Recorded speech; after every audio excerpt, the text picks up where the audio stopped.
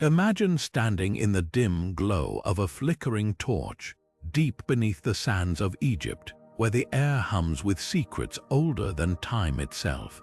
The ancient Egyptians were masters of the unseen architects, not just of pyramids, but of rituals so powerful, so dangerous, that speaking of them could cost you your life.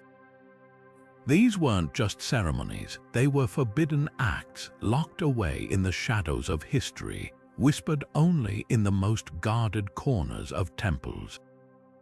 Today, we're pulling back the veil on 25 of these terrifying, mysterious, and utterly bizarre rituals practices so potent that even now, centuries later, they send chills down the spines of those who dare to study them. Think about this. In a civilization that documented everything from harvests to heroic battles, some things were never written down, not because they were unimportant, but because they were too dangerous to share. These rituals weren't just hidden, they were protected by the threat of execution, reserved only for the highest priests and the most desperate souls. Some were said to bend the will of the gods themselves, while others opened doors to realms no mortal was meant to see. And yet, fragments of these secrets survived, scraps of papyrus buried with the dead, cryptic carvings in forgotten tombs, hints of what happened when humans tried to harness forces beyond their control. What you're about to hear isn't just a list of strange old customs. This is a journey into the heart of ancient Egypt's best-kept secrets, where the line between devotion and damnation blurred. We'll uncover rituals that defied the natural order, from summoning entities that shouldn't exist to ceremonies that could curse an entire bloodline. Some of these acts were so controversial that modern historians still debate whether they were real or mere myth. But one thing's certain, by the end of this, you'll understand why these 25 rituals were forbidden, and why some whispers from the past are best left unheard. Ready to step into the shadows, let's begin. The first forbidden ritual takes us to the very edge of existence, the moment when death was just the beginning. The opening of the mouth ceremony wasn't just a funeral rite. It was a high-stakes act of magic, a desperate gamble to cheat oblivion itself. Picture this, a mummified pharaoh lying in a gold-strewn chamber, surrounded by priests in leopard skins, their voices rising in ancient hymns as they wielded tools that weren't just instruments, they were divine keys. The adze, shaped like the constellation of Orion's belt, and the curved Peseshkef knife, said to be forged from a meteorite, weren't merely ceremonial. When pressed against the mummy's lips, they weren't just symbolically opening a mouth, they were reigniting a soul. This ritual wasn't about memorializing the dead. It was about reactivating them. Egyptians believed the afterlife was a mirror of the living world, but with one cruel catch: you had to speak the spells to navigate it, and you had to eat to survive eternity. Without this ritual, the deceased would starve in silence, trapped in a darkness worse than death. But here's the twist: this power wasn't for everyone. The punishment for a commoner caught performing it, not just execution but damnation, their name erased from history, their soul denied the afterlife entirely. The chants used during the ceremony were so potent that simply overhearing them risked attracting malevolent spirits. Papyri from temple archives hint that some priests went blind after performing it incorrectly, their eyes scorched by forces they couldn't control. And the tools themselves, legends claim the Peseshkef knife would grow warm in the presence of unworthy hands, a warning from the gods themselves. This wasn't tradition, it was a deadly privilege reserved for those who walked the razor's edge between the human and the divine. What makes this ritual truly forbidden isn't just its exclusivity, but what it implies. The ancient Egyptians feared many things, but nothing terrified them more than a silenced soul. By outlawing this ceremony for all but the elite, they weren't just upholding social order, they were guarding a secret. Perhaps the real reason commoners were forbidden from the opening of the mouth wasn't just about class, but about what might happen if the dead started answering. Now we descend deeper into the shadows, where words held more power than swords. The Book of the Dead wasn't just a guide to the afterlife, it was a weapon. Hidden among its sacred texts were spells so volatile that even scribes hesitated to transcribe them. Take spell 175, known as the flame that consumes silence. This wasn't a prayer, it was a threat, a direct challenge to Osiris himself. The words promised to extract truth from the god's marrow, forcing divine judgment in the speaker's favor. But the price, records from Thebes describe a priest who attempted it. His body was found with his tongue turned to stone, his vocal cords petrified as if the very air had rejected his voice. Then there was spell 39, the Cobra's Whisper, meant to summon the serpent goddess Meretseger. This incantation didn't ask, it commanded. A fragment from a destroyed papyrus in the Turin Museum warns that speaking it backward could unstitch the sky, unraveling the barrier between worlds. In one chilling account, a nobleman used it to curse a rival's lineage. The result, every firstborn son in that family died on the same lunar phase for 7 generations. But the caster didn't escape either. His tomb was later discovered filled with sand, though it lay miles from any desert. The most infamous of all was spell 142, the Shadow Breaker. Unlike other spells that sought protection, this one invited darkness in. A priestess's diary found at Abydos recounts how uttering it caused torches to burn blue while unseen hands carved hieroglyphs into the flesh of everyone present. These markings matched the binding signs used to imprison the chaos god Apep. The chilling implication, this spell didn't just manipulate deities, it temporarily became one. What made these spells forbidden wasn't merely their potency, but their defiance of Mat, the cosmic order. They turned devotion into extortion, treating gods as tools rather than sovereigns. A demotic text from the Ptolemaic period claims that any copy of the Book of the Dead containing these spells was to be sealed with wax mixed with ashes of executed criminals, a warning etched into the binding: the dead will judge the living. Perhaps the greatest horror lies in what survives and what doesn't. Over 1/3 of the Book of the Dead's known spells have gaps where these forbidden texts were torn away. But in the margins of some fragments, you'll find faint scratches, as if someone had tried to reconstruct them from memory. These aren't mistakes, they're tremors. Because in ancient Egypt, some knowledge wasn't just dangerous, it was alive. Beneath the moonlit sands of Calm Ombo, where the Nile's whispers grow silent, lies the answer to why the ritual of the serpent's awakening was struck from official records. This wasn't just a ceremony, it was a high-stakes pact with chaos itself. Unlike the orderly hymns of Ra's temples, this ritual unfolded in windowless chambers where the air smelled of burnt myrrh and something far older, a scent surviving papyri describe as the breath of the earth's bones. Here, priests draped in scales of electrum didn't just worship Apep, the great serpent of destruction, they dared to wake him. Archaeologists found the first clues in a hidden annex of the Temple of Sobek, walls scraped clean of hieroglyphs, but if you press your palm against the stone at dawn, you can still feel the grooves of erased carvings. Among them, a single phrase survived: the coil stirs. Carbon-dated votive offerings of mummified cobras with their fangs dipped in gold suggest this wasn't mere symbolism. Initiates drank a brew of ground lapis lazuli and desert henbane, a concoction so potent that temple records list 37 priests who saw the unseeable and spoke no more. The ritual's climactic moment involved a bronze mirror polished to unnatural clarity. According to a fragmented scroll from the Alexandrian library, staring into it didn't reflect the priest's face, but the movement of something vast and sinuous just beyond the glass. Successful invocations allegedly granted visions of future calamities, but the cost was steep. A demotic ostracon from Dasha recounts how one priest emerged with his pupils split vertically like a serpent's, babbling about the tunnels beneath the world, before his skin blistered with marks identical to Apep's mythological wounds. What makes this ritual uniquely terrifying isn't just its dangers, but its contradictions. While state temples publicly denounced Apep as the enemy of light, These hidden rites acknowledged a darker truth. Chaos wasn't just to be fought, it could be harnessed. A recently deciphered tablet from Tanis reveals that during the reign of Ramses III, 3 generals underwent the ritual before a pivotal battle. They won, but returned with their armies' shadows moving independently of their bodies.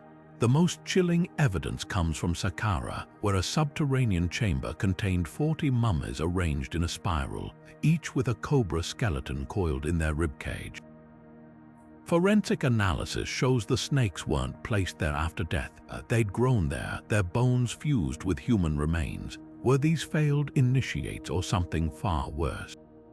Even now, workers at the site report hearing hisses from empty corridors, a sound that stops the moment anyone reaches for a recording device. This ritual's forbidden status wasn't about morality. It was about fear of what happens when humans play with forces that should never be named. Because in ancient Egypt, some serpents weren't just deities, they were alarm clocks for powers best left sleeping. In the golden glow of Hathor's temples, where music and drunken revelry blurred the line between worship and ecstasy, lay a ritual so potent it could rewrite fate itself, the forbidden love charm. Hathor, goddess of joy, beauty, and desire, was no stranger to passion, but this invocation wasn't about fleeting romance.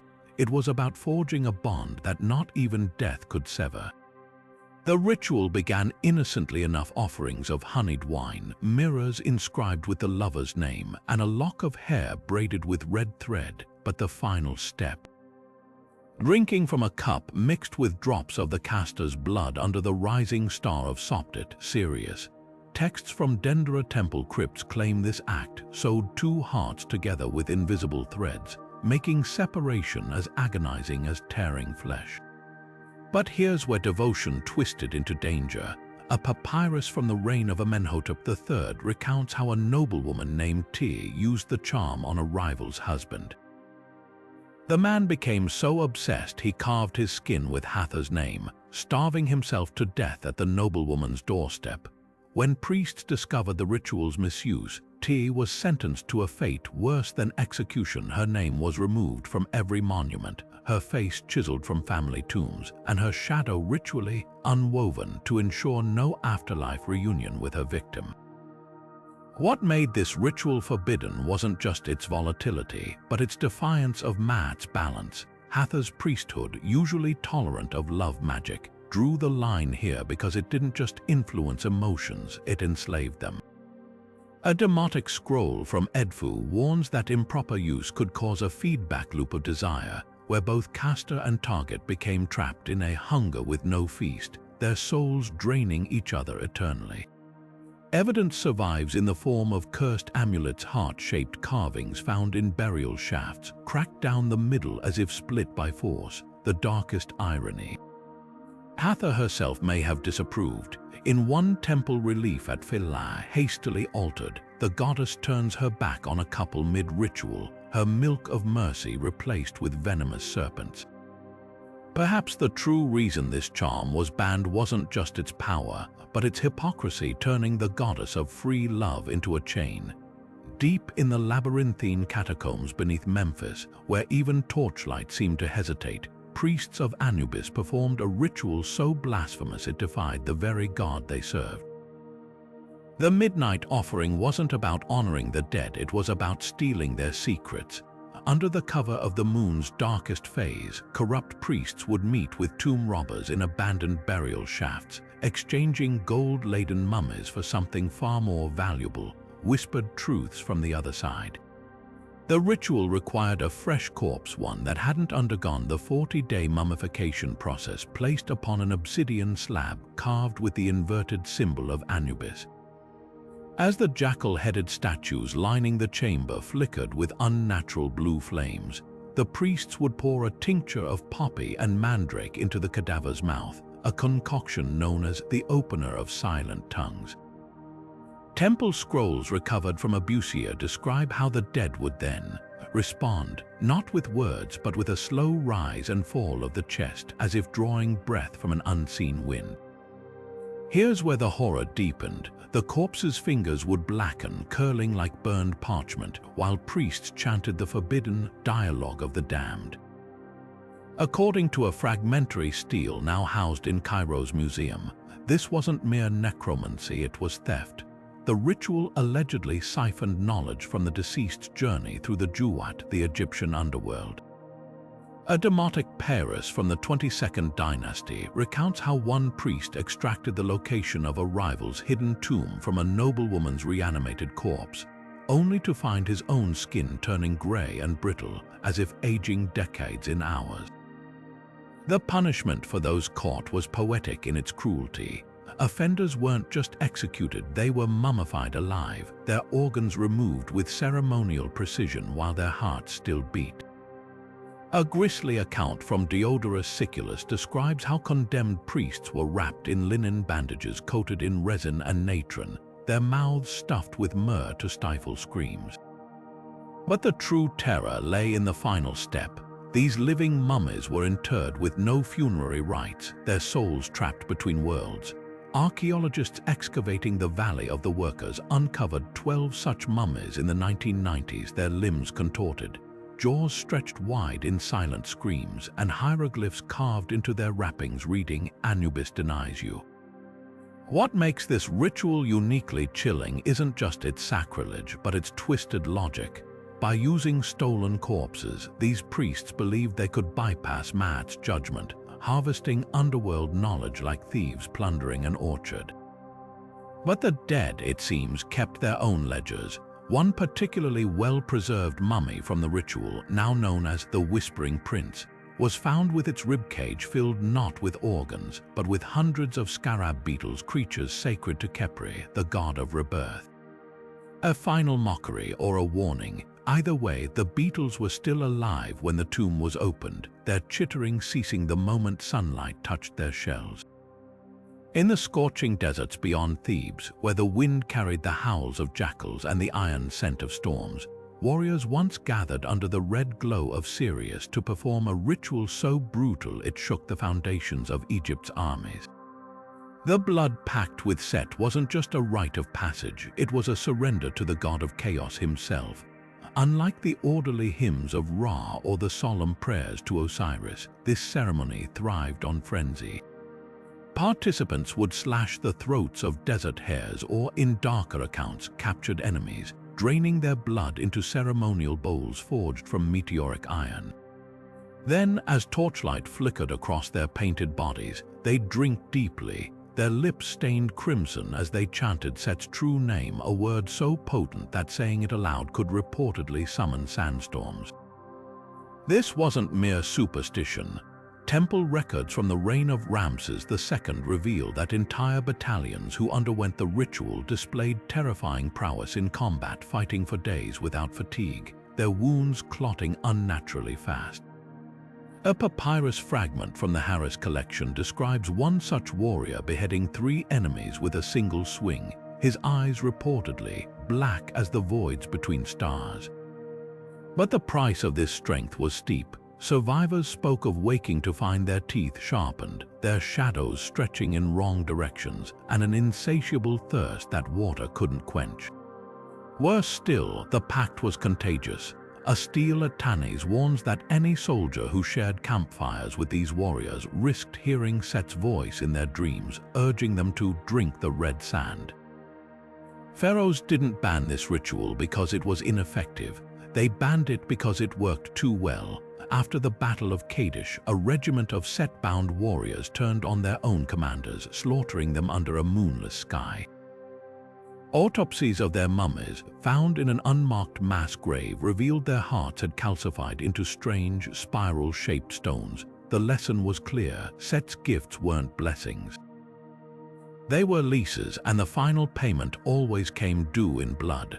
What makes this ritual uniquely horrifying isn't just its violence, but its seduction. Set wasn't some distant deity. He whispered directly to his followers, promising glory while eroding their humanity. A recently deciphered ostracon from a swan contains a confession from a priest who participated. "By the third battle, I no longer needed the bowl." I could taste iron on the wind. His mummy was found with his ribcage burst outward as if something had clawed its way free. The sands have erased most traces of these rites, but sometimes archaeologists still find clues. A cache of daggers fused together by rust in the shape of a jackal's head, or a child's toy chariot painted with red handprints. These weren't just relics, they were warnings, because in ancient Egypt some pacts didn't end with death. They just changed collectors. In the inner sanctum of Ra's temple at Heliopolis, where sunlight fractured into prismatic beams through alabaster windows, lay a tool of divination so perilous it could fracture minds. The mirror of truth wasn't crafted from ordinary glass but from volcanic obsidian, polished to a sheen so flawless it reflected nothing until activated. Only the high priest, his body anointed with gold dust and his lips stained with saffron, dared gaze into its depths during the solstice when Ra's power peaked. The ritual began with the burning of papyrus inscribed with the supplicant's name. The smoke funneled toward the mirror's surface. If the smoke curled counterclockwise, a sign of Ra's favor, the mirror would darken like a pupil dilating, revealing fragmented visions of what was to come. But the visions were never straightforward. A temple archive from the 19th dynasty recounts how a priestess saw a river of fire swallowing the pharaoh's barge, interpreting it as a warning to cancel a royal voyage. When the barge sailed uneventfully, the priestess was accused of sowing discord and buried alive with the mirror pressed to her face. The cruelty wasn't arbitrary. False prophecies weren't just mistakes, they were treason against Maat's balance. The high priest alone was exempt from punishment, not because he was infallible, but because his failures were attributed to Ra's will. The mirror's true danger lay in its selectivity. It didn't show the future, it showed a future, often the one the gazer most feared or desired. A fragmented scroll from Akhmim describes a general who saw his own corpse crowned with laurels, sparking a reckless charge into battle that made the vision self-fulfilling. After this incident, Pharaoh Amenemhat III decreed that all mirror prophecies must be sealed in lotus wax and delivered unread to the royal archives. Excavations at Tanis uncovered a vault containing hundreds of these unopened packets, their wax still imprinted with the fingerprints of long-dead priests. Why restrict such power to Ra's high priest? The answer lies in the mirror's creation. According to a hymn etched into the walls of Edfu's crypts, each mirror was quenched in the blood of a sacrificed falcon, Ra's sacred bird. The process bound the tool to the god's will, but also to his wrath. Lesser priests who attempted the ritual reportedly suffered the sun's curse, their skin blistering under moonlight as if burned by invisible noon. The final clue to the mirror's malice came from an unlikely source: child's play. Archaeologists found a stack of school tablets at Deir el-Medina where young scribes practiced writing by copying older texts. One tablet, smudged with hurried strokes, contained a line never seen in official records: "The mirror doesn't lie, it lies for you." Perhaps the greatest terror wasn't the prophecies themselves, but the realization that the mirror didn't answer to gods or men. It answered to truth, and truth, as the ancients knew, was the most forbidden thing of all. Among the scorched ruins of abandoned villages along the Nile, archaeologists still uncover them: small, lion-headed amulets, their once vibrant faience glaze now cracked and stained with something darker than age. These were no ordinary charms. Crafted in the feverish darkness of Sekhmet's lunar festivals, they pulsed with the goddess's most terrifying aspect: not healing, not protection, but the raw, unfiltered force of divine plague. The ritual to create them began with a perversion of Sekhmet's sacred beer. Normally dyed red to symbolize the blood of her enemies, this brew was laced with pus from plague victims, left to ferment under the light of a waning moon. Priests, or more accurately, fanatics, would dip carnelian amulets into this vile concoction while chanting the Hymn of Scorching, a verse so potent it was forbidden outside of controlled temple rites. The amulet's power wasn't symbolic. A papyrus from the reign of Amenhotep III details how a single charm, hidden in the granary of a rebellious town, caused crops to blacken overnight and children's throats to swell with lesions shaped like lion claws. Survivors described hearing Sekhmet's roar in the wind before the sickness struck, a sound later replicated in experiments with bronze resonators found beneath plague pits. But the true horror lay in the amulet selectivity. Court physicians noted that the plagues consistently spared those bearing Sekhmet's legitimate healing symbols, a twist that turned neighbor against neighbor in paranoia-fueled witch hunts. Punishment for possession was a masterclass in cruel irony. Offenders weren't merely executed, they were sealed alive in plague chambers with the very amulets they'd wielded, their skin inscribed with the words, "Feast well, mighty one."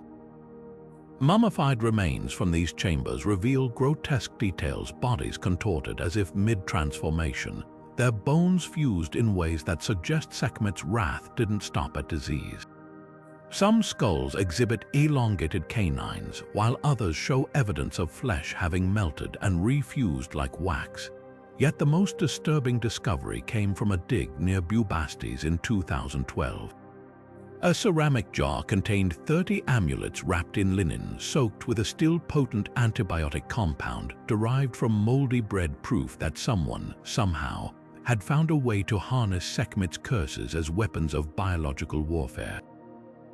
The jar's lid bore a hastily scrawled warning in Demotic: "The lioness remembers her own." Perhaps the ultimate tragedy of these amulets wasn't their destruction, but their origin. Sekhmet began as a healer. The plagues she unleashed were meant to cleanse, not corrupt. These twisted rituals perverted that purpose, turning divine medicine into mortal terror. And that's why they were forbidden, not because they threatened pharaohs or priests, but because they proved even gods could be weaponized. The temple walls of Philas still bear the faintest traces of gold leaf where painted dancers once twirled in eternal motion, silent witnesses to the most dangerous seduction ancient Egypt ever conceived. The Dance of the Seven Veils wasn't merely entertainment. It was a weaponized hymn to Isis, a performance so intoxicating that legends claim it once halted the Nile's floodwaters mid-current. Initiates trained for years under priestesses who never spoke above a whisper, learning to move in rhythms that mirrored the pulse of the goddess's own heartbeat. Each veil represented a layer of divine mystery, shed to the tempo of hidden sistrum drums whose beats aligned with the viewer's own pulse. By the seventh veil, witnesses reportedly entered a trance where Isis herself seemed to materialize in the dancer's place, her voice echoing through their bones. Records from the Temple of Dendera reveal the ritual's dark duality. When performed correctly during the lunar festival of Akhet, it could heal barren women or pacify vengeful spirits. But misused, a steel fragment found at Abydos recounts how a courtesan named Nebet performed it before Pharaoh Pepi II, only for the ruler to wake 3 days later with no memory of his court, convinced he'd married the goddess. The dancer vanished that night, her bare footprints leading to the Nile before abruptly ending, as if she'd stepped into the water or been lifted from above. The true horror lay in the aftermath. Temple archives speak of initiates who mastered the dance too well, their bodies continuing to move even in death. One mummified dancer discovered at Saqqara had her limbs arranged in a ritual pose, yet X-rays revealed her joints were shattered as if she'd danced until her bones collapsed. Worse still were the accounts of those who watched. A papyrus from the reign of Hatshepsut describes 12 noblemen who attended a forbidden performance. Within a month, each had carved Isis's name into their flesh with heated daggers, their dying words identical: "She's still dancing." Why ban such a beautiful rite? Because the dance didn't just honor Isis, it became her. And in a civilization where gods and mortals shared breath, some thresholds were never meant to be crossed. Modern excavations at Edfu uncovered a sealed chamber behind a mural of veiled dancers, its floor thick with natron and myrrh, not for preservation but containment. Scattered across that floor lay 7 silver veils, each threaded with human hair that genetic testing proved came from different women across 3 centuries. The last veil remained clutched in a skeletal hand, its fingers fused to the fabric. Some bonds, it seems, even death couldn't loosen. The final clue to the dance's power lies in its name. Seven Veils was a mistranslation by early archaeologists. The original hieroglyphs actually read 7 gates, not layers to be removed but portals to be unlocked. Perhaps those missing courtesans didn't vanish, they simply danced their way through. Deep in the temple gardens of Hermopolis, where moonlight turned water lilies into silver coins, grew a flower so potent it could tear the veil between worlds. The black lotus wasn't just a plant, it was a key. When ground into wine under the constellation of Sar, the cosmic Orion, its petals released a toxin that didn't kill the body. It killed time. Priests who drank this concoction didn't hallucinate, they traveled. Temple reliefs at Esna depict robed figures with their mouths stained violet.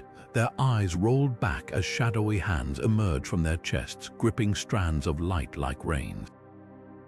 These weren't artistic flourishes. A medical papyrus from the 15th dynasty details how initiates' heartbeats slowed to 1 pulse per hour, their skin growing cold as the dead while their souls walked the inverted path, conversing with ancestors and gods in a realm where words had weight and echoes could wound. The danger wasn't just the journey, it was the return. A cache of Ostroka found near Dendera describes a priest who came back screaming that Anubis had marked him for theft. Within days, his flesh blackened as if rotting from the inside, though he lived another 12 years in agony. Worse still were the addicts. The lotus's grip was so strong that initiates would claw at temple walls trying to reach hidden caches, their fingernails splintering on stone as they babbled about the gardens behind the sun. By the New Kingdom, any priest caught using the lotus outside sanctioned rituals faced a fate crueler than death. Permanent exile to the western desert with their eyelids removed, forced to stare into the sun until blindness erased both visions and sight. But the true horror lay in the visions themselves. Unlike other psychedelics, the Black Lotus didn't create fantasies. It revealed truths too terrible for mortal minds.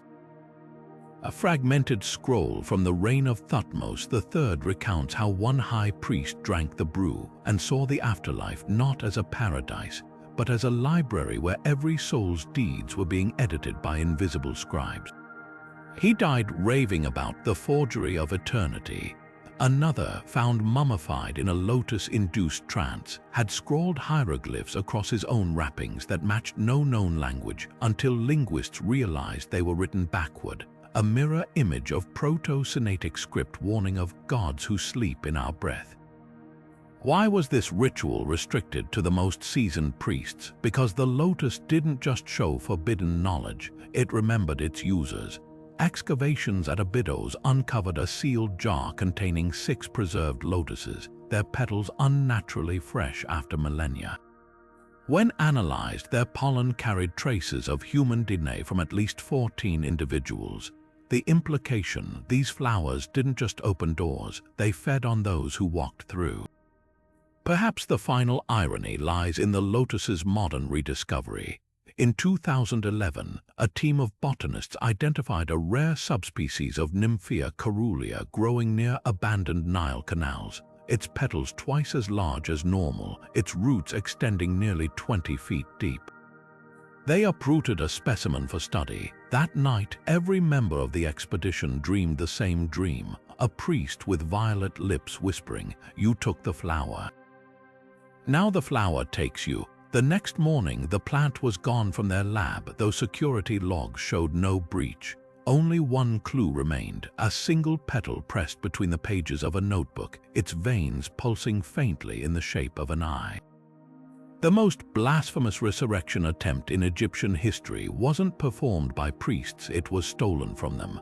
The shadow binding of Osiris began as a sacred rite, a symbolic reenactment of the god's rebirth using wheat sprouts and Nile mud. But somewhere in the murky corridors of the late period, sorcerers twisted it into something monstrous.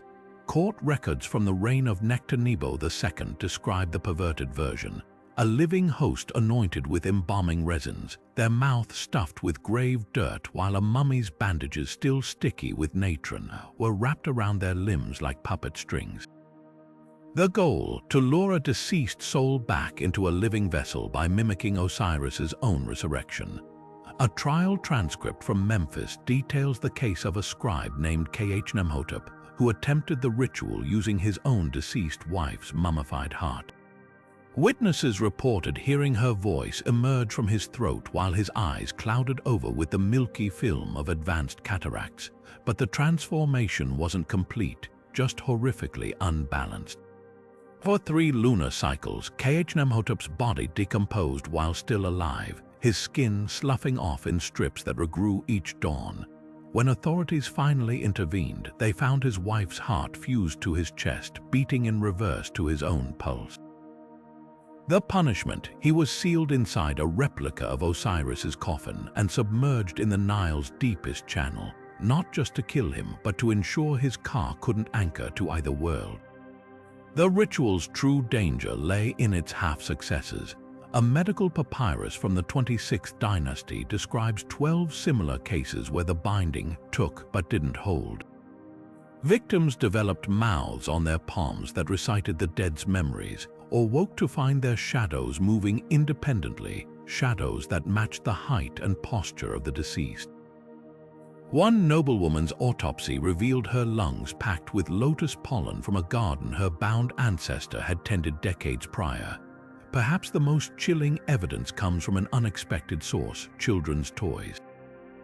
Archaeologists found clay dolls in workers' quarters at Deir el-Medina with detachable linen wrappings, crude imitations of the ritual, suggesting knowledge had leaked beyond the elite.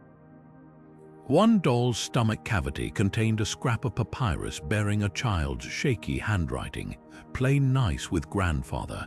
Beneath the words, adult fingers had later added a single hieroglyph, the symbol for abomination crossed out with ochre paint. The ultimate irony: Osiris himself may have despised these rites. In the original myth, his resurrection came at a cost. He could no longer walk among the living, ruling instead from the Duat. These sorcerers weren't just defying death, they were defying the very balance their god had died to uphold. Every god had a name, but Ra's true name was different. It wasn't just an identifier.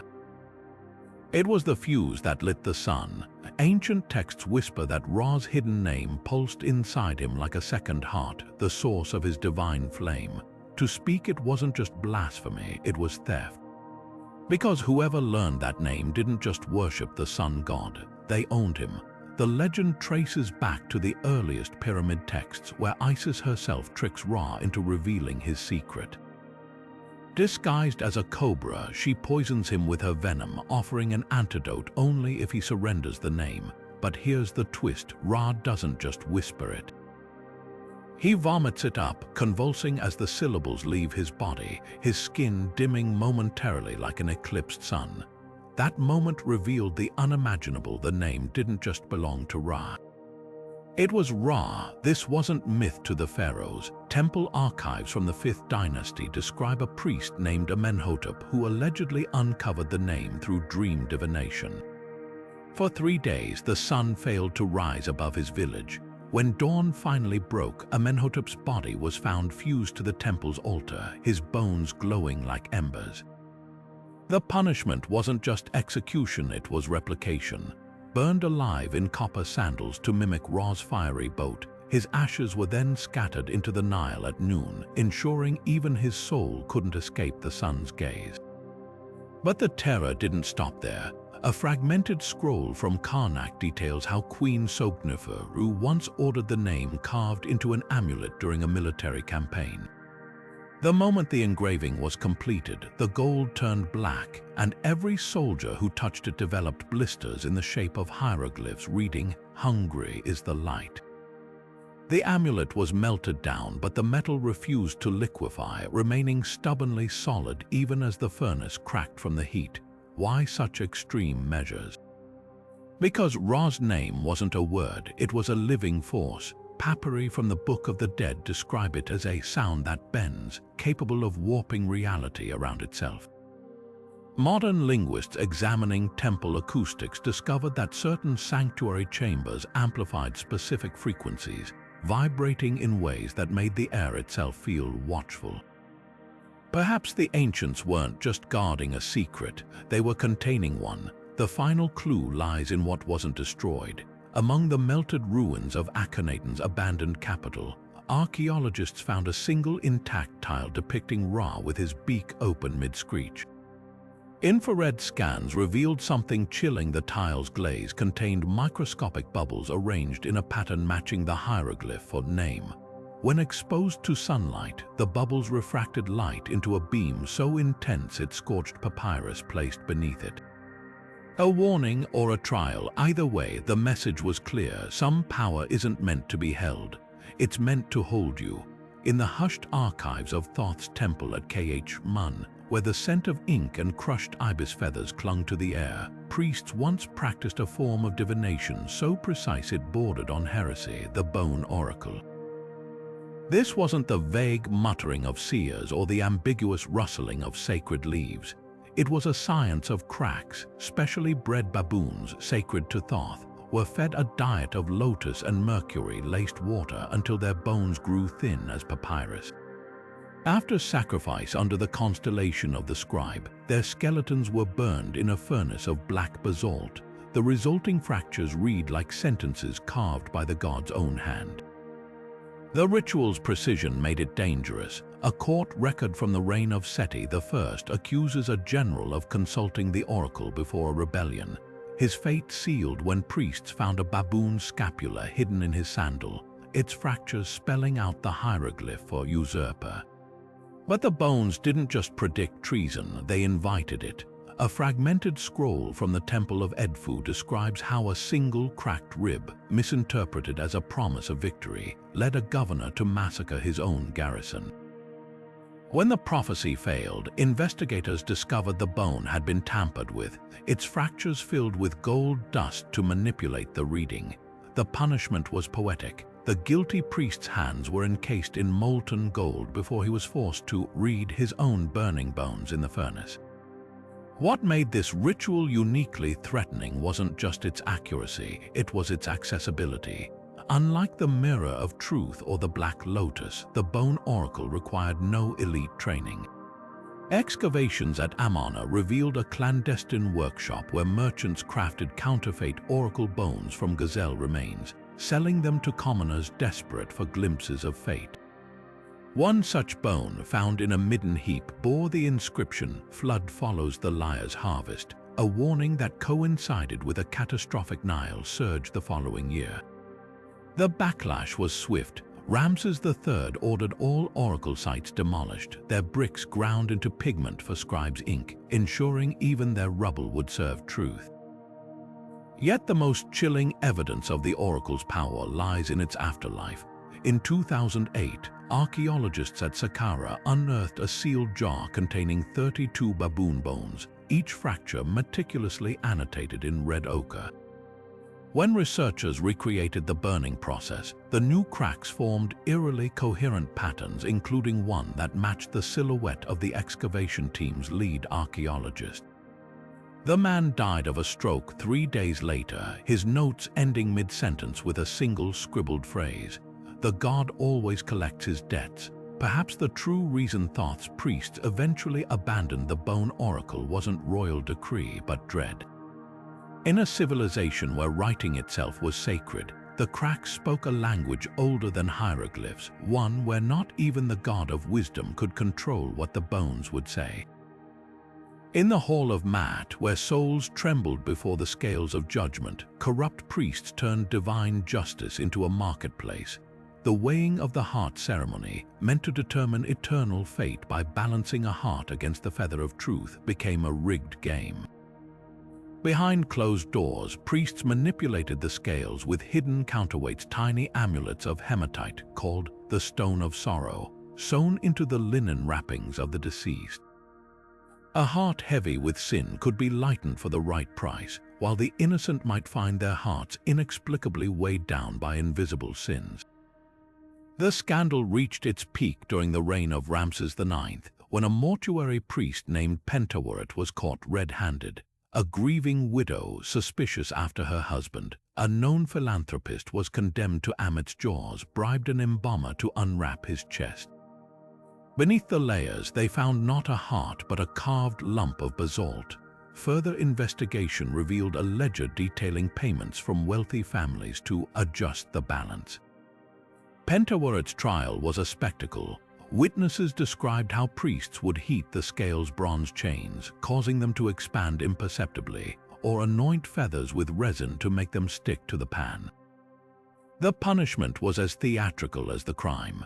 Pentaworot was mummified alive with his own forged weights stuffed in his mouth, his sarcophagus inscribed with the words, "May Amit feast twice."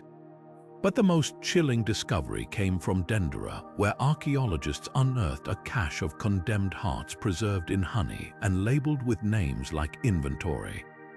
Forensic analysis revealed something grotesque. Each heart had been punctured with a golden needle, its chambers filled with grains of sand. A hieratic note buried with them boasted, "Even the lightest heart drowns in the desert." The fraud wasn't just about greed, it shattered the foundation of Egyptian morality. If the scales could be tricked, what happened to Ma'at's order? A fragmentary decree from the Temple of Karnak suggests the backlash was divine. Within a year of the scandal, every priest involved died of a mysterious ailment that turned their blood to powder. Their autopsy scrolls, written in panicked script, describe hearts that crumbled like dried clay when touched. Perhaps the gods needed no scales to judge them after all. The most scandalous wedding in ancient Egypt wasn't between two lovers, it was between a queen and a god. The divine marriage ritual transformed mortal rulers into something more, binding their bloodline to the gods themselves. At Karnak's innermost sanctum, where the air shimmered with incense and the weight of centuries, a pharaoh, or more often a pharaoh's daughter, would kneel before the statue of Amun. But this was no symbolic gesture. The god's golden fingers would grow warm to the touch, his voice rumbling through hidden pipes as priests chanted the forbidden hymn of the sacred bedchamber. Witnesses swore the statue's eyes followed the bride as she was led to a chamber hung with lapis lazuli curtains, where the union was consummated not with flesh but with fire, a ceremonial brazier lit with Nile reeds that supposedly burned without smoke. By dawn, the ruler emerged with a new title, God's wife, her body supposedly carrying divine seed. Cleopatra VII didn't just participate in this ritual, she weaponized it. When Julius Caesar arrived in Egypt, she didn't meet him as a supplicant queen. Wrapped in nothing but a sacred linen sheath, she had herself delivered to his chambers in a rolled carpet, mimicking the myth of Isis emerging from the womb of the sky. Later, when she needed Roman legitimacy, she staged a divine marriage with Mark Antony under the full moon at Alexandria's Temple of Isis. Priests anointed them with oil that smelled of lightning, while hidden braziers cast their entwined shadows on the walls in the exaggerated proportions of gods. But Cleopatra's genius and her blasphemy was in the details. Unlike her predecessors, she didn't claim Ammon had fathered her child. She insisted Caesarion was the son of Ra himself, a story cemented when she had the infant's nursemaids dip his swaddling clothes in gold dust so he shimmered like the dawn. Rome's eventual crackdown wasn't just political, it was theological. Augustus didn't merely defeat Cleopatra, he systematically dismantled the divine marriage rite, exhuming the bodies of previous gods' wives to prove their mortality.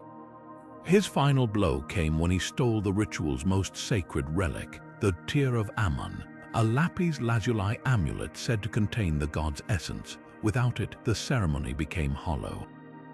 But the gods, it seemed, had their own revenge. A first-century historian noted that every Roman governor who handled the tear died within a year, their skin reportedly developing blue fissures like cracked stone. The deepest irony, the ritual's power may have always been a mirage. Recent CT scans of a god's wife mummy from the 21st dynasty revealed her pelvis was shattered not from childbirth but from some violent impact. Hidden beneath her funerary mask, her jawbone showed old fractures suggesting she'd been gagged. Perhaps the divine marriage wasn't transcendence. Perhaps it was just another cage gilded with lies. After all, in a land where gods walked among men, the most dangerous illusion was believing you could become one. In the hush of dawn, when the scales of justice still balanced between night and day, the highest judges of Egypt once performed a meditation so potent it could warp reality itself, the whispered words of Maat. Unlike the public recitations of law, this ritual unfolded in utter silence. A judge would sit cross-legged before an untouched cup of Nile water, their lips moving without sound as they recited the 42 divine principles backward, channeling Maat's cosmic order into their very breath. If performed flawlessly, the water would ripple as if struck by an unseen hand, and the judge's next verdict would carry the weight of divine mandate. But perfection was rare. A temple archive from Thebes recounts how Chief Judge Ankhenefer, after years of meticulous practice, used the ritual to condemn a corrupt official. The man burst into flames the moment the verdict left Ankhenefer's lips, not metaphorically.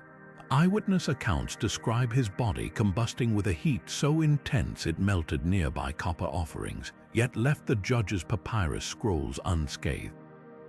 The horror wasn't the execution itself, but the aftermath. For 7 days, every lie spoken within a mile of the courthouse caused the speaker's tongue to blacken. When farmers began confessing petty thefts just to end the agony, Pharaoh Amenemhat III intervened. The ritual's restriction wasn't just about power, it was about precision. Maat's justice was meant to balance, not obliterate. A fragmented scroll from Memphis details how one judge, attempting to absolve a beloved heir, whispered the words with a wavering focus. The heir walked free, but his entire bloodline developed a genetic aversion to falsehood. Children as young as 3 would vomit when attempting even white lies, their skin breaking into hieroglyphic hives that spelled out their guilt. What made the whispered words too dangerous for mortal judges? The answer lies in their source. These weren't invocations, they were echoes. Priests claimed the original 42 principles were carved into the foundation stones of the universe by Ra's own hand. Speaking them backward didn't just summon justice, it temporarily unraveled the fabric of cause and effect. A demotic ostracon from Edfu warns of a judge who performed the ritual while harboring secret doubts. The next sunrise didn't come for 3 days in his district, and when light finally returned, every shadow in the city pointed toward his courthouse. The final straw came during the reign of Hatshepsut. A judge named Uzuraman, enraged by a serial murderer's acquittal, performed the ritual with a vial of the criminal's blood mixed into the Nile water. The murderer died screaming, yes, but so did everyone who'd ever forgiven him, including his childhood nurse. The ripple effect revealed the ritual's true peril. Maat's justice didn't distinguish between verdicts and vendettas. That's why only pharaohs were permitted the whispered words thereafter, and even then, only while standing knee-deep in the Nile's annual flood. The moving waters, they believed, could dilute the ritual's fury. Archaeologists recently discovered Hatshepsut's personal meditation platform near Karnak, a limestone slab inscribed with grooves to measure the river's height. The most telling detail, foot-shaped indentations at the very edge, as if its users had stood ready to leap should the balance tip too far. Perhaps the greatest irony lies in the ritual's modern rediscovery. In 2019, linguists analyzing the acoustics of the Cairo Museum's statue gallery noticed something odd. When visitors whispered near the seated statue of Maat, certain frequencies caused nearby scales in the artifact cases to tremble despite being hermetically sealed. The phenomenon only occurred at dawn, just like the ancients warned. When the sun vanished behind the moon's cold shadow, most Egyptians trembled in their homes, but in the hidden caverns beneath the western desert, a chosen few gathered to feed the darkness. The eclipse sacrifice to Apophis wasn't merely worship, it was sabotage against creation itself.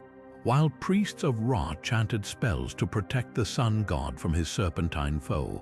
These cultists did the unthinkable. They sharpened knives of black obsidian and spilled blood under the eclipsed sky, believing each drop strengthened Apophy's coils around the solar barge. The ritual's horror lay in its precision. Timing was everything. The sacrifice had to coincide exactly with the moment Ra's light faltered.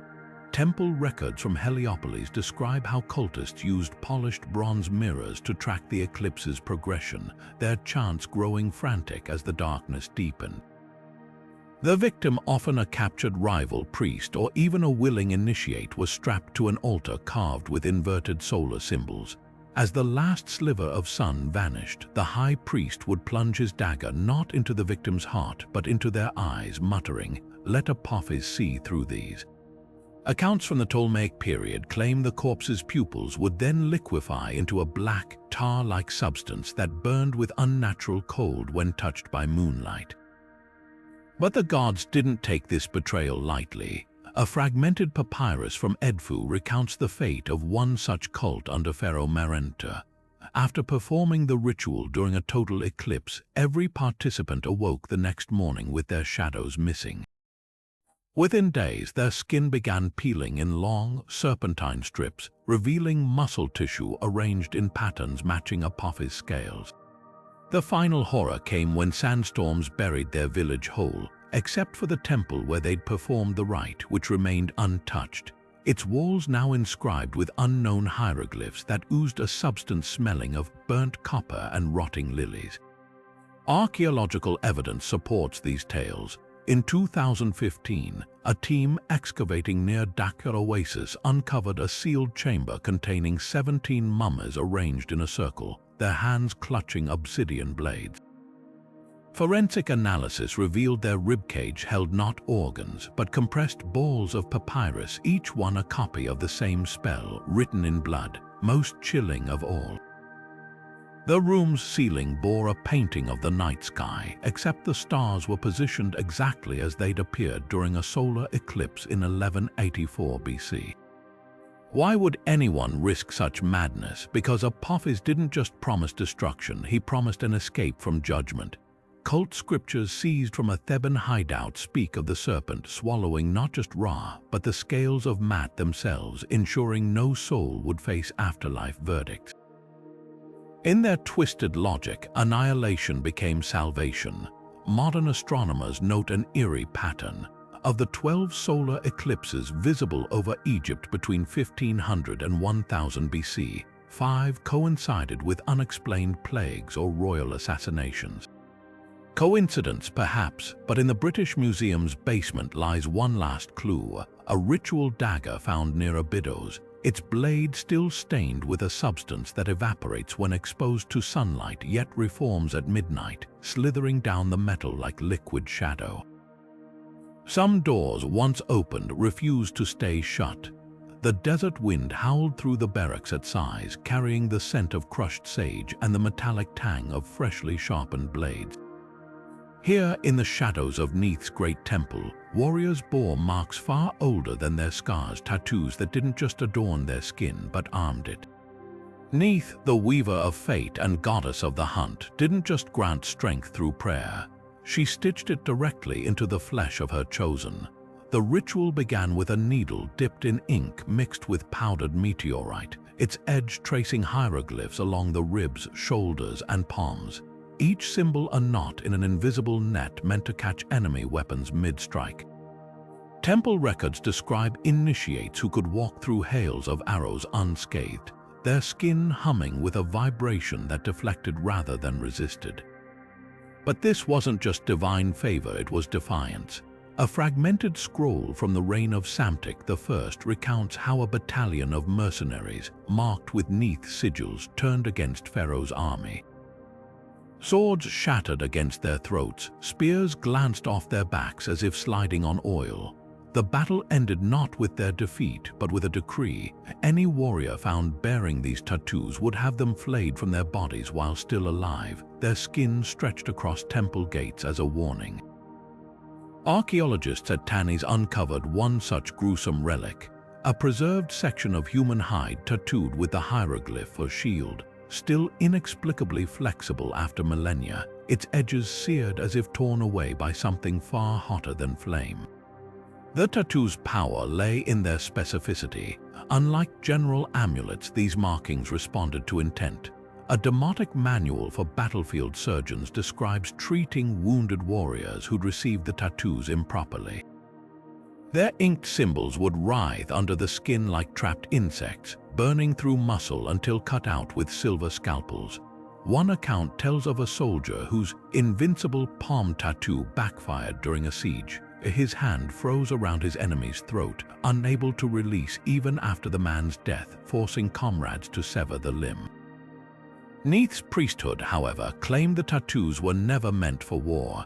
Hidden chambers beneath her temple reveal murals of hunters, not soldiers, marked with identical symbols, their arrows always finding the gap between a gazelle's ribs, their feet never cracking a twig. The ban, they argued, wasn't about power but purpose. When warriors twisted a ritual meant for harmony with nature into a tool of conquest, Neith herself intervened. A cache of letters from a high priestess to her scribe details nightmares where tattooed soldiers' skin unraveled into webs, entangling entire armies until they starved beneath the desert sun. The final irony, modern forensic analysis of surviving tattooed mummies reveals the ink contained traces of spider silk proteins, a material science still can't replicate.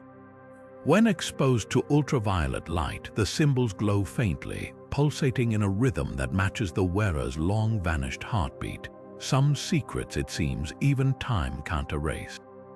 Beneath the gilded masks and perfumed oils of funerary rites lurked a deception so vile it turned grief into a weapon. The bread of the dead ritual twisted the sacred tradition of offering sustenance for the afterlife into a fatal betrayal. Loaves baked with ground oleander seeds or honey laced with hemlock were presented as funerary gifts to rivals, their golden crusts hiding poison potent enough to kill a man before he reached the necropolis' gates. Forensic Egyptologists made the first grisly discovery in 2005, analyzing mummies from a noble's tomb in Abydos. 3 bodies, ostensibly honored guests buried alongside the tomb's owner, showed signs of violent abdominal contractions, their digestive tracts filled with partially digested bread rife with traces of toxic plants. The worst part, their positions suggested they'd collapsed mid-bow during the funeral procession, their faces frozen in agony beneath ceremonial makeup. A hieratic ledger found nearby listed these men as political adversaries, their names crossed out with the annotation, "Fed to Anubis." The ritual's cruelty lay in its plausibility. Funerary bread was sacred, often stamped with the deceased's name to ensure their car recognized it in the afterlife. To refuse it was blasphemy, to eat it was death. Court records from the reign of Thutmose III reveal a staggering number of sudden mourner deaths at high-profile funerals until a suspicious vizier ordered bakers to taste every loaf before ceremonies. When 7 bakers dropped dead at a single burial, the truth became undeniable. Punishments escalated from brutal to poetic. A limestone stele at Karnak depicts a convicted poisoner force-fed his own tainted bread before being sealed inside a replica baker's oven. But the most chilling deterrent was reserved for high-status offenders. Their mummies were buried with empty offering tables, their mouths stuffed not with gold but with moldy bread crusts, a curse ensuring eternal starvation. The deepest horror, however, wasn't the murders, it was the mockery. A cursed funerary papyrus from Thebes bears the taunt, "You sought eternity, taste it now."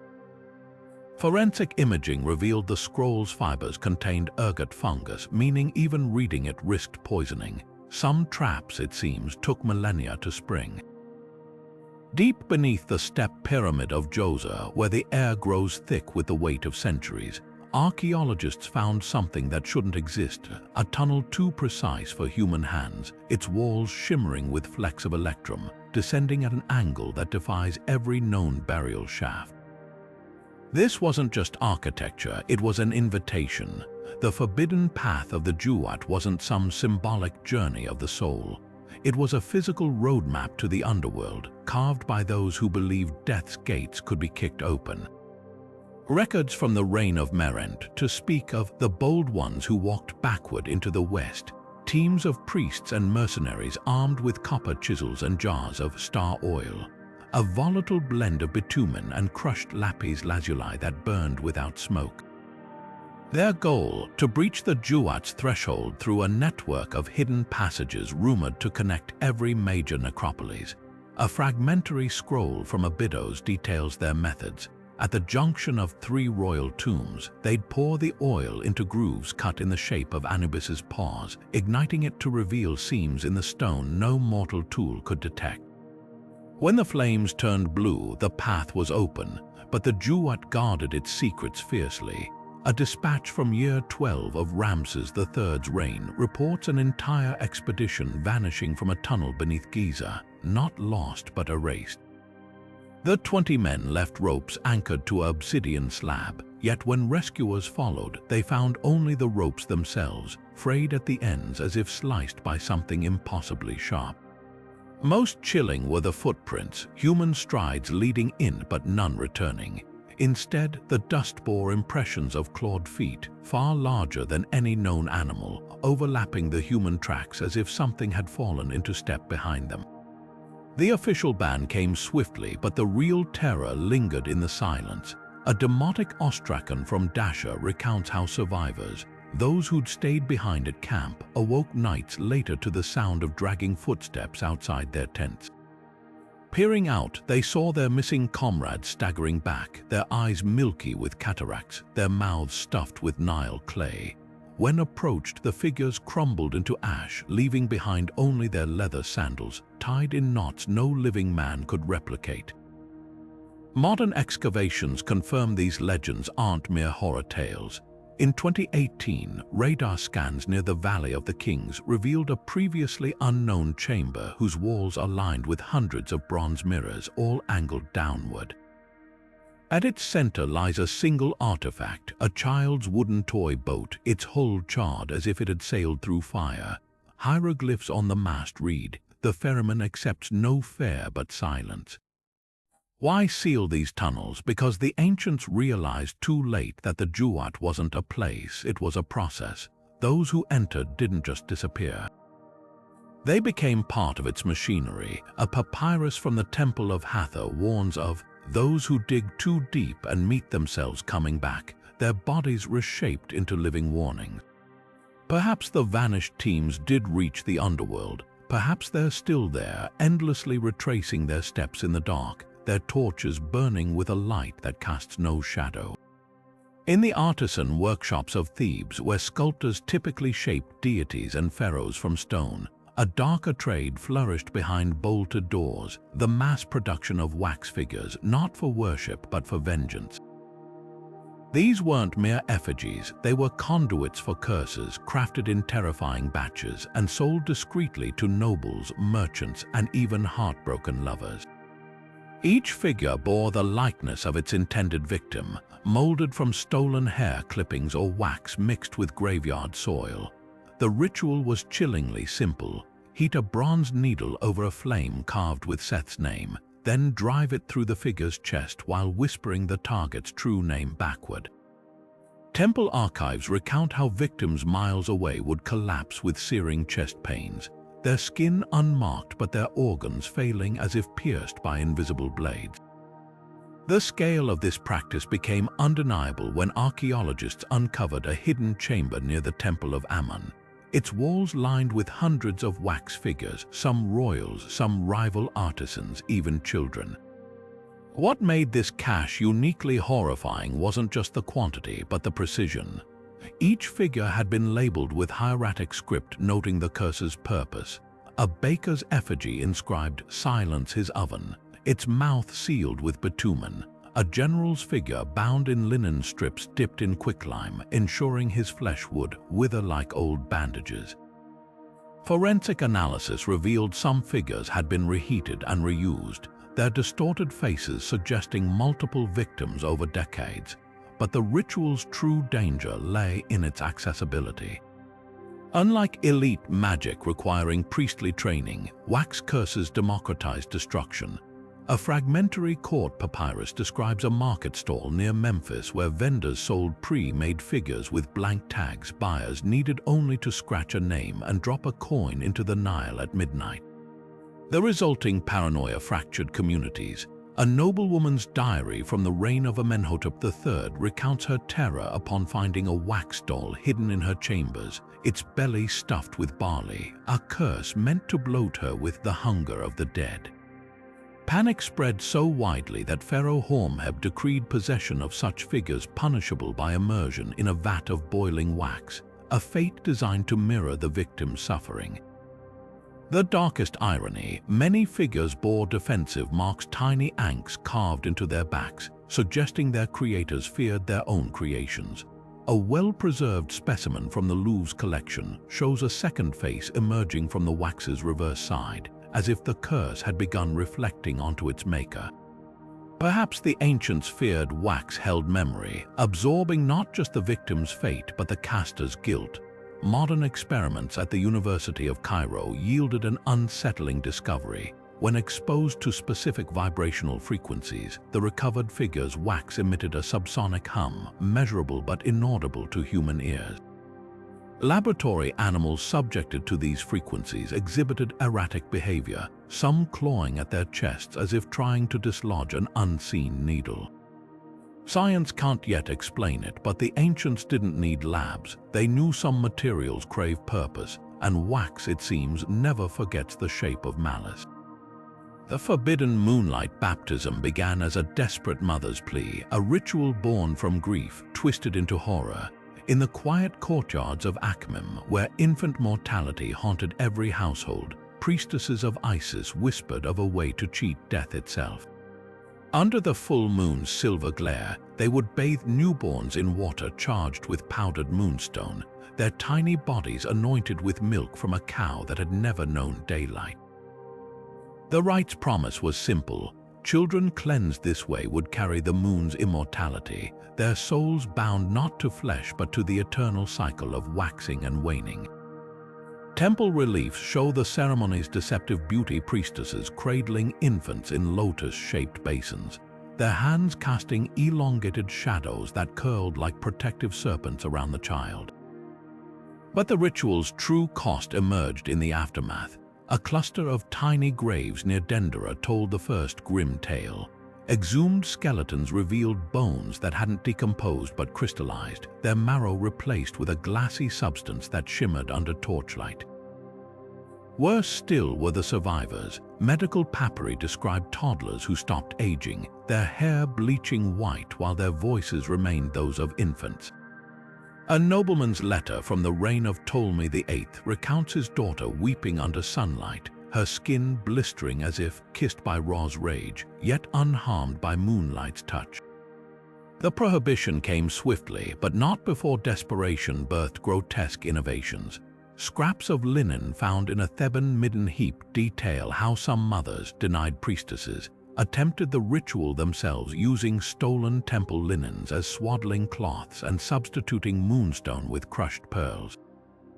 The results were catastrophic. A court physician's report describes an entire village where newborns developed translucent skin, their veins pulsing visibly with a light that dimmed each dawn.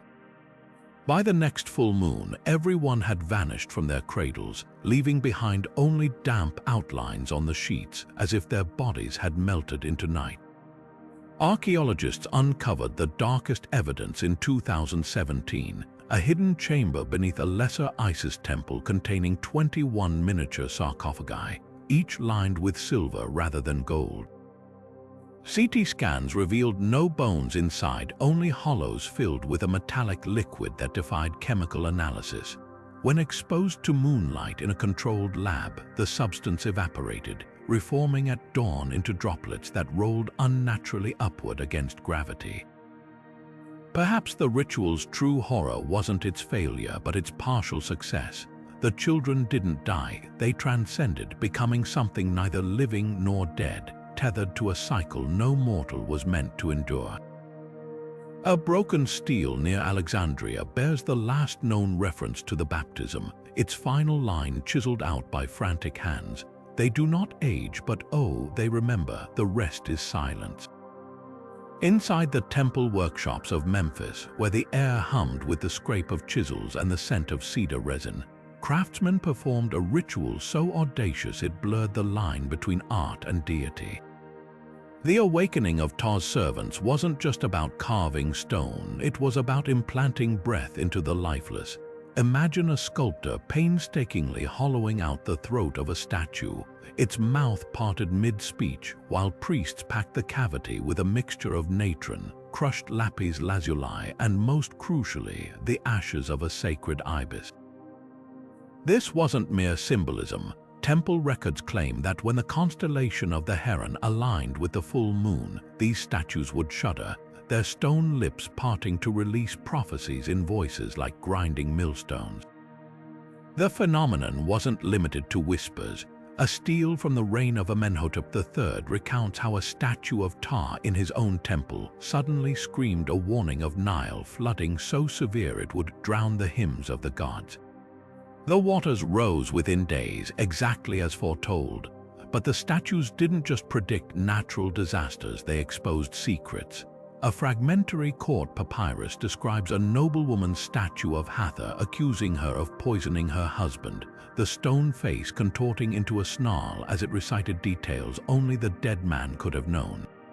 Witnesses fled as the statue's eyes cracked open, revealing hollow sockets that wept rivulets of black resin. Why silence such a powerful oracle? The answer lies in its unpredictability. Unlike controlled divination rites, the screaming statues answered to no priestly hierarchy. A cache of letters between Memphis's high priests reveals their terror when a statue of the scribe god Thoth began reciting temple scandals in the middle of a public festival, its voice carrying across the courtyard with unnatural clarity. Workers were ordered to seal its mouth with molten lead only for the metal to boil away without heat the next night. The final solution was brutal but effective. The statues were ritually deconsecrated by drilling holes through their tongues and stuffing their throats with linen soaked in hemlock. Modern archaeologists have unearthed eerie evidence. In 2014, a team excavating Ptah's temple discovered a hidden chamber filled with decapitated statue heads, each mouth crammed with ibis bones. When scanned with ground-penetrating radar, the skulls emitted faint rhythmic pulses, not echoes, but vibrations matching the frequency of human vocal cords. The most chilling find, a sculptor's chisel left mid-stroke in one statue's throat, as if the craftsman had fled mid-ritual. Perhaps he had. A hieratic scribble on the wall reads, "It answered before I finished." The statue's true horror wasn't their voices, but their autonomy. In a civilization where gods spoke through tightly controlled channels, these stone prophets bypassed all hierarchy, delivering truths no one had requested. Maybe that's why their mouths were stuffed, their heads removed not because they lied, but because they refused to stop telling the one thing pharaohs feared most, the unvarnished, unending truth. The grandest feast in ancient Egypt wasn't held in sunlit palaces or adorned banquet halls. It took place in torch-lit tombs, where the line between the living and the dead dissolved with every bite. The forbidden feast of the damned transformed mourning into something far darker, a ritual where grief-stricken families shared tables with their deceased, consuming food that had first been offered to corpses. These weren't symbolic gestures. Archaeologists have uncovered platters still bearing teeth marks not from animals, but human incisors laid beside mummies with their mouths pried open, their jaws stuffed with decaying remnants of grapes and bread. At first glance, the ritual seemed rooted in devotion. Egyptians believed the dead required sustenance for their journey through the Duat, so feasting alongside them ensured their spirits remained nourished. But temple records from the Ramesside period tell a grimmer story. Grieving nobles began demanding more than mere offerings. They wanted communion. Priests of clandestine mortuary cults would place dishes directly into the hands of mummified ancestors for blessing, then serve them to the living with whispered promises, taste their wisdom, ingest their strength. A papyrus from Deir el-Medina recounts a nobleman boasting that his father's roasted duck granted him dreams where the dead whispered state secrets. The practice spiraled into horror when famine struck during the reign of Pepi II. Desperate villagers, denied grain by the priesthood, broke into tombs to steal food left for the dead only to find it crawling with necrotic bacteria. Starvation drove them to eat it anyway. Court physicians described entire families convulsing with hallucinations, screaming that the dead were eating them back from the inside. Autopsy scrolls note their stomachs contained a black, viscous fluid that reeked of embalming resins. But the true turning point came when rival mortuary cults weaponized the ritual. A cache of letters between Theban nobles reveals how one faction sabotaged a funeral feast by lacing the dead's food with ergot fungus. Guests who consumed it developed gangrenous limbs, their flesh blackening as if decayed prematurely, a gruesome mimicry of the mummies they dined beside. Pharaoh Amenem Hat I's crackdown was brutal. Cult priests were force-fed their own contaminated banquets, then entombed alive with the rotting remains of their victims. Modern excavations reveal the ritual's lingering scars. At Saqqara, a sealed chamber contained 12 mummified revelers still seated at a stone table, their mouths sewn shut with gold wire, a punishment for those who spoke with the dead's tongues. Forensic analysis showed their last meal contained traces of human tissue mixed with dates, suggesting some crossed the ultimate taboo, the most chilling detail. Their digestive tracts held intact fig seeds, all sprouted post-mortem, their roots threading through ribcage like nature's final condemnation. Perhaps the feast's greatest perversion was its inversion of Mat's order. Life was meant to feed the dead, not the other way around. When that balance flipped, the gods retaliated not with wrath but with silence.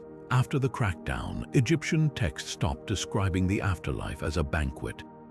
Instead, the dead were given breath, not bread. Some hungers, it seems, were never meant to be satisfied. The greatest terror in ancient Egypt wasn't death, it was vanishing without a trace. The last rite of the forgotten pharaoh wasn't just a punishment, it was an annihilation so thorough it unraveled a soul from history itself. Picture this: under the clawed light of a crescent moon, priests clad in headdresses of inverted hieroglyphs would gather in a chamber stripped of all royal symbols.